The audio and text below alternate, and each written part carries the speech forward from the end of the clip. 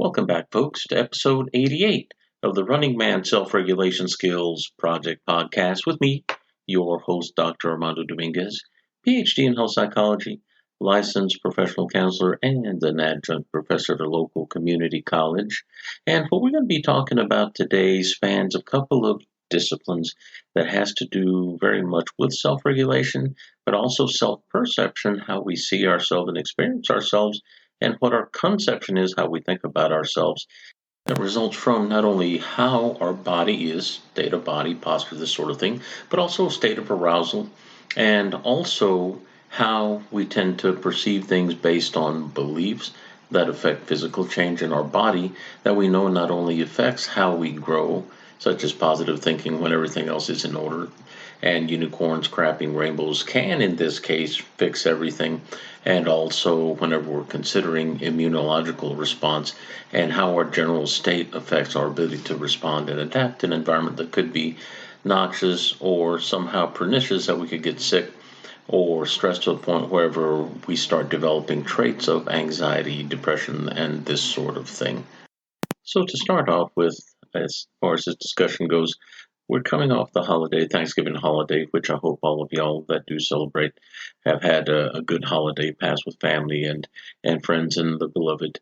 But also those that do not, I hope that y'all have had some good time passing either way, wherever there's been minimal stress and lots of good productivity going on in your lives. Now, what I'm wanting to point out today, once again, two disciplines I mentioned. One, the discipline of psychology, addiction science in particular, and how it plays into self-regulatory skills, and also the biology side of the house, the physiology of our body, and how we tend to look at what we would call, and this isn't about addiction in particular, but addiction, or what we now in a softer sense call a substance or even a behavioral disorder, which is kind of taking the edge off of the fact that when we talk about addiction, it can be a very pejorative moniker and very projection oriented in the sense that we may say something to somebody about them having trouble with a behavior or substance. But on the underlying aspect of that, I want to focus on the fact that we all have reward pathways and we all are potentially addictable, if you want to use that term, and that also determines whether or not we have seeking behaviors such that we are seeking pleasure or seeking relief or respite from things that make us uncomfortable. And that just means hedonism, being hedonic by nature. We're biological creatures.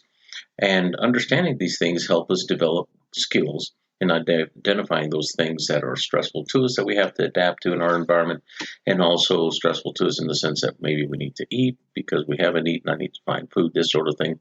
And also where we may develop avoidant behavior, where we may not want to do things that are uncomfortable or difficult, because not only are they physical in the sense that they're beyond my ability to physically manage, but also there may be some value or meaning tied to it based in the words we speak that create the beliefs that may make us more apt to do or not to do something because I'm ashamed or feel embarrassed. And we're doing ego saving or preservation. Whenever we have something that is perishable, such as food, we put it in the refrigerator. But what do we do with our ego? Well, the equivalence of that is feeding it by what? Attention. And also caring for it, or what we would call curating our self-image. And that impacts as well, not only our biology, how our body tends to adapt based on the stress in our environment, but also the stresses we put on ourselves to adapt and overcome. So even though this sounds like a complex set of subjects, it's really not. It's all very closely tied, and it's all rather human, mind you. So to start from one end of this discussion to get to the end, we'll start at the soup, end in the nuts, and it'll be okay. And don't take that the wrong way. It's just an old term from the 1930s and 40s, not unlike when somebody would go to the restaurant. The first thing they start with is soup, and they end with nuts. Yeah, the salty nuts at the end when you walk out after you've eaten the meal. So that's a really an old reference, once again, from the 1940s, really old stuff. But we'll start at the beginning. So the soup, so to speak. We'll start with the body and the stressors that we experience in a day-to-day sense. and how our body adapts a lot of times if there is something frightening or scary or in anything along the lines painful or stressful, our heart rate will go up and our breathing changes such that we start breathing more rapidly or more dynamically to give us more oxygen to be able to accommodate the things that we're doing. And often our ability to conceive the action, let's say we're lifting a very big weight or a rock or a box or maybe pushing a cart uphill in an uphill ramp, so to speak, at a warehouse that requires effort, we have to kind of see very quickly, observe, organize, then we decide and act the OODA loop that happens and how I do it after that, determined by my intention and my willingness to commit to the act, will determine whether or not something becomes done. And I want to inject a term. This comes from I remember when I was a child, it comes from an old child's book whenever I was learning, probably at kindergarten level, first grade level. And it was called Español en hecho y dicho, Spanish in deed and speech, or action and speech. Hecho can mean something along the lines of a fact. In Spanish, it can also mean something that's been done or made. And also, it can mean doing something in an action sense. And it's also something that is pertinent to what we're talking about because often when we think about the way we look at ourselves, that is our belief. That is an action of sorts. That is an hecho or a deed within my mind that I make such that I believe and then act upon that and then start maybe even to emulate. If it's, let's say, I want to be a business person or a doctor, or I want to be well respected, then maybe I carry myself now to emulate those things. I don't like using the term fake it till you make it, but close enough and it'll make the point for now. But when we're talking about how we see ourselves, that is an action that we have come to realize that we have an idea as to how we want people to perceive us. And we want people to treat us like based on what we think we are, whom we think that we are. And often there's a difference between what people see of us and how they interpret us and our actions versus what I would want them to see and the actuality of what do they actually see. Three things right there. So this is very pertinent as well to how I believe and how it impacts my immune system. For instance, some of us don't get the interest or the adulation that we'd like to receive because people see us a different way and maybe they're treating us absolutely fairly based on what we've earned, so to speak. And even common courtesy may not be enough for you if you're, let's say, very needy in a sense that your ego needs more support, more stroking, so to speak, to feel good. And it feels like it's perishing unless we get that kind of activity. And often we might see some dysregulation in behavior by people going over the top or acting out or being the clown or the person that's there for everybody, but yet when they go home they're so alone and lonely that they have nobody they can reach out to. And it tends to be a dichotomous thing, the external outside person and the internal inside person, internal as in your own privacy of your home, that sort of thing. And how we regulate ourselves, part of it is how I choose to act, which means I have a great measure of control of how I do, and how people perceive me is only partially contingent upon that because how they are, their state, what they interpret in their experience, has a lot to do whether or not they trust what they see. If they feel you're inauthentic and the best of your bestest ways of trying to be yourself, so to speak, they may not like it. They might bug out based on their experience, and you don't know what that is. So no matter how authentic you may be and well-meaning you may not be received well, and that's just the reality of interaction. Now, what I want to do is steer into more the psychological aspect. And there's a book that I'm looking at right now, reading. It's called The Captive Imagination by Elias Dakwar. And the subtitle is Addiction, Reality, and Our Search for Meaning. And it sounds really kind of lofty, and it's a profoundly deep book, but a great read so far. But what it's talking about, and things that I've covered on this podcast several times, having to do with the imaginal or the imaginary realm and our our daydreaming aspect, that part of us that lucid dreams, and that visual aspect of our memory that we can believe the pictures in our mind, kind of like the lemon that I use as an example. Wherever you think about a lemon, biting a lemon or remembering the last lemon bitten could have been 10 years ago or someone else, or maybe even being in the presence of someone else, experiencing and witnessing is enough to cause us to salivate. I'm salivating right now because I've used this example much too often, and I've hypnotized or will condition myself such that I start to get a little slobbery. So I apologize for that. Hopefully you don't hear it. But here's the thing: the imagined aspect of our life has to do with our conception, how I conceive, and our conception often can lead to belief. And the beliefs that drive our lives, how we are, how we think the things should be, what we expect, and we tend to predict based on those expectations and experience. And all those have a component of visualization involved, even when we're recalling, when we're trying to make sense of, well, how am I going to formulate this moving forward into the future, 10 minutes from now, 10 days from now? And we can plan from that point. So the important thing is I want to point out is that much of our self-regulatory qualities, whether they be really successful or we derail them, often are derailed by this small aspect. I say small, but it's very profound. In effect, is the visual aspect and how we believe what it is that we conceive in our minds. Now, here's a short quote from this book that I'd like us to consider. Addiction, of course, is not simply about inhabiting an imagined, though meaningful reality. It is more fundamentally a destructive insistence on that reality. Now, that speaks very deeply to the fact that often we tend to come to our own conclusions and we tend to follow our own placebos, if you will, in a healthier sense, but also a self confirming bias. And not unlike the internet and all the information and education that we get, especially whenever we are very warmed to a subject or particularly heated in a debate, we will find things by the way we type that we will get information that will support our bias. There's so much information on the internet that you can find umpteen loads of information to support either the for or against or the in between or something totally 90 degrees from where it is you're coming from in an argument, and it doesn't matter. It doesn't mean that you're incorrect. It just means it's too easy to support a bias.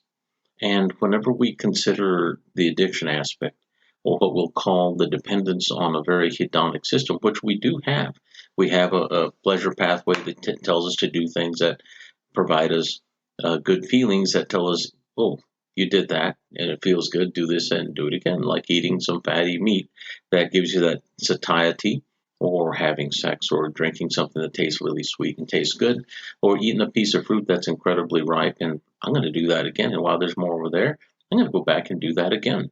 And those are the signals that tell us to not only repeat, but to motivate. The dopamine motivates us to not only learn how to do that, but to do it again and remember it. And we have that desire to want to do it again, that motivation aspect once again. So this is really important to the fact that we as humans are not leading what I would call addictive lives. I think that would be a great leap into the direction of pejorative interpretation of what human lives are. But much of what drives us is quite that. It is hedonic. It is seeking not only pleasure, but also avoiding pain and trying to encourage more of those good feelings if we can. And in the modern sense, we have grocery stores and places where we don't necessarily in the United States have to drive too far to get supplies, whether it be water, food, clothing, and things of this nature. We don't have it hard, not the way it used to be, but we're wired for a much simpler, a much more dangerous time where we didn't live as long. Average age for the paleo person was maybe, if this is old, would be about 15 to 18 years old, 20 if you're lucky, and you'd be considered an elder at that point. And those that lived much further than that were very greatly revered for their knowledge and experience until they got hurt or sick. And then whenever they became a crutch, or not a crutch, but rather a load that they would have to bear, then they would be quickly jettisoned, or illness or injury or hunting, or being hunted for that matter, would be one of the things that would take a person out and delete them for the most part. So whenever we're talking about self-regulation, we're talking about in the immediate sense having to do with how we interact, but the severity and intensity of what we respond often is such intensity that a person would experience in paleo times, like a survival intensity. Whenever somebody's kicked out of a group or is rejected, one experience is very similar to what we would speculate a cave person would experience whenever they were kicked out of the group, because they no longer had numbers to protect them, extra eyes to look around to cue to them, oh, there's something out there, and get them to prepare in time to intercept versus being eaten and being the bologna sandwich, so to speak, to where they get hunted and then they no longer are. So, some important things to consider. Now, when we were talking about the biological aspect, we were just talking about some of the psychological. Uh, we're discussing structure. Structure such as standing upright as best you can, assuming there isn't any congenital defect such as scoliosis, this sort of thing, that can create problems with breathing or create greater strain on the body to where the body struggles just to live sometimes if one is contorted or injured. And people that have injured their backs and have surgeries and have chronic pain, they struggle with the resistance to that pain to be able to just simply live sometimes.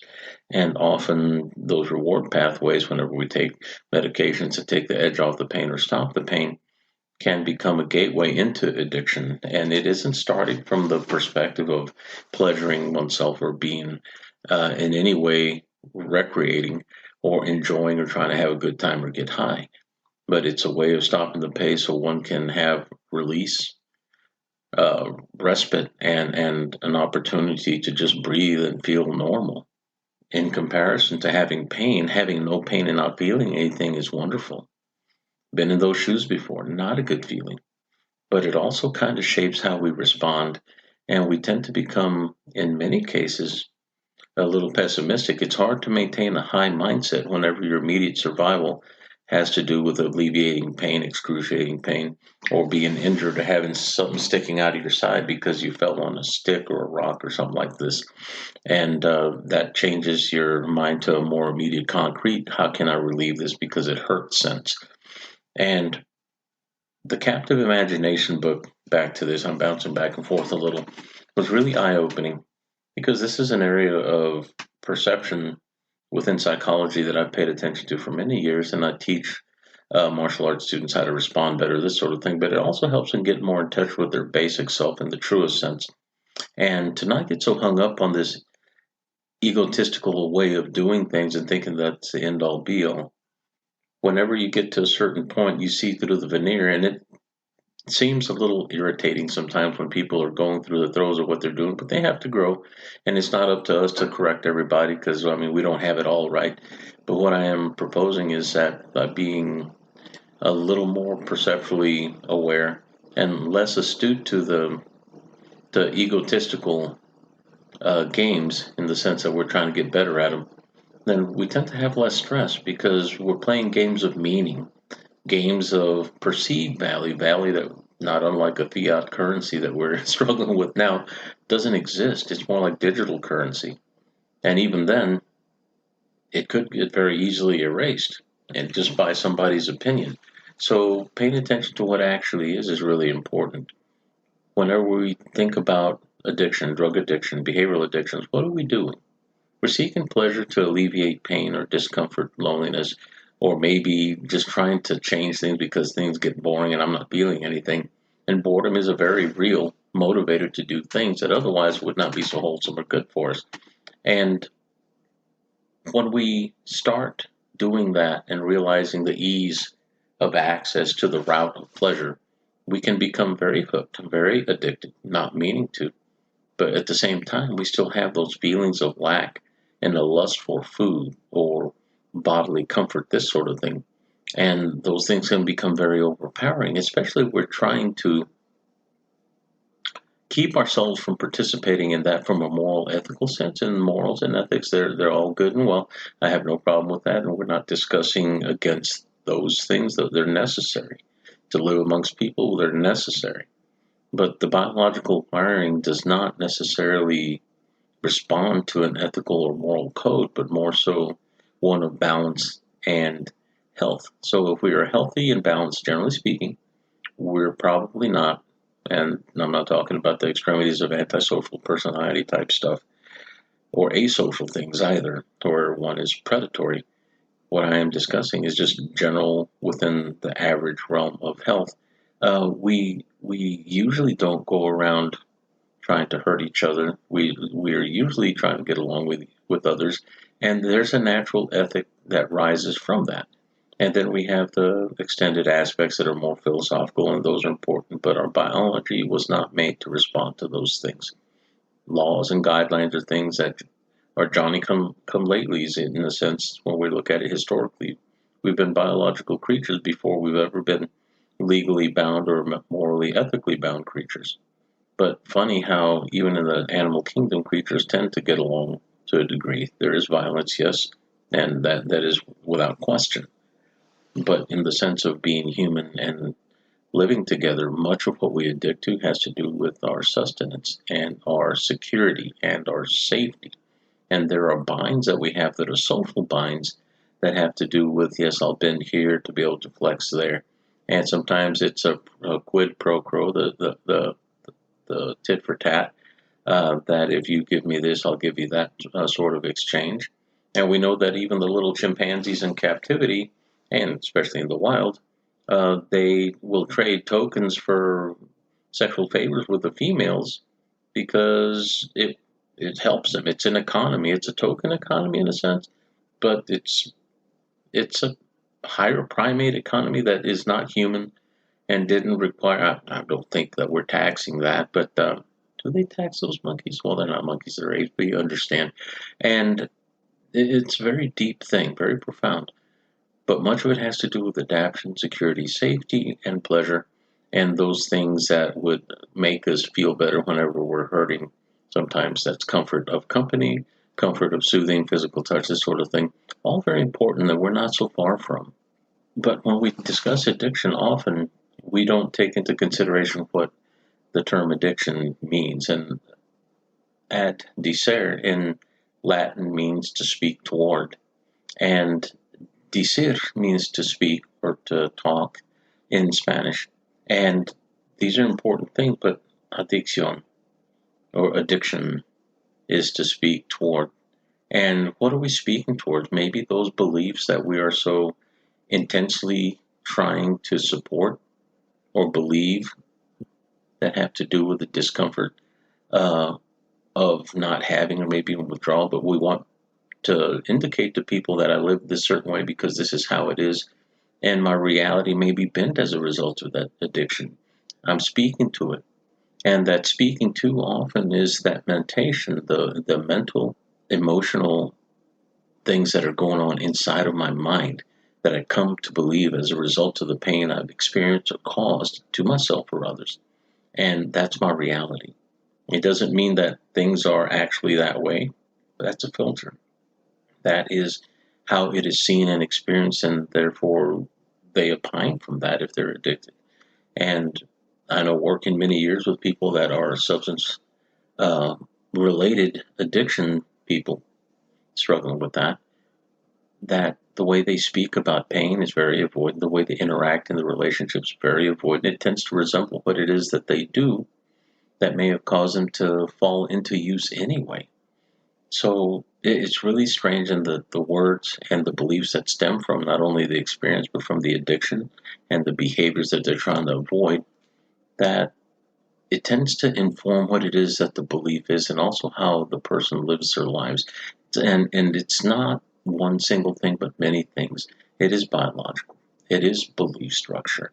It is also the thoughts that we have at the moment that we struggle and how we conceive things to be, how I see myself, and how people respond to me. It's a very complex thing altogether.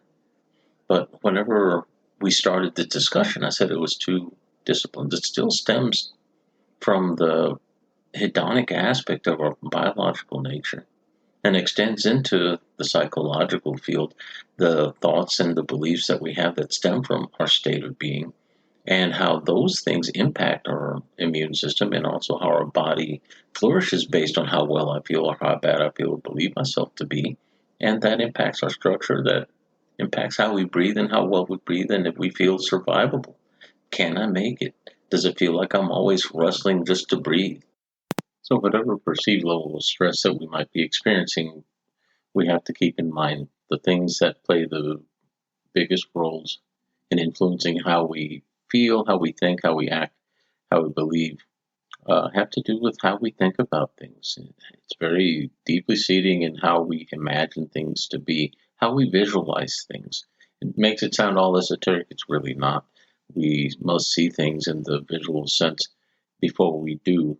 And that's something that neuroimaging has shown. And even those that are um, not able to visualize, and those are the folks that say that they cannot visualize in a picture sense, but rather it does light up those areas that have to do with the visualization, but it happens so quickly or so weakly, but it does occur, but it's not consciously registering, and they feel like they cannot, of their own volition, visualize.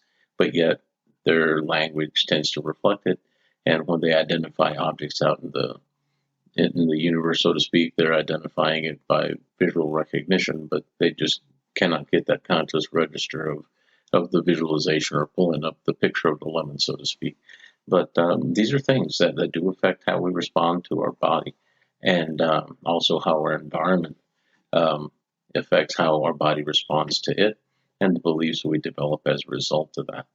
Now, what I would like us to consider moving forward in the future, I'm going to be talking about things such as this, but the imagination is something that in a lot of research, and within the last 10 to 15 years, more research has gone into the power of the mind, the power of visualization, imagination, and how we see things in that sense, actually physically changing things. And I did a podcast a while back that kind of discussed some studies wherever they were using video to actually project on the screen, not like on a PowerPoint of somebody walking, for somebody that had trouble walking or was trying to recover movement in their body, and they were in therapy of sorts, and they were getting some effects, but there's still kind of a distance and dissociation from that image, but yet there's still an effect. So there's a belief quality involved in how we heal and how we become. So for now, I'm going to capture your imagination. I want you to think about things that you want to do and be able to do, and keep those things in mind, and frequent that thought, because those thoughts, if they're healthy for you, are going to make a difference on how healthy you become and whether or not you think that you can do them and become those things in the future. Once again, we have a predictive mind. We also have an expectation based on the predictions we make based on our experiences.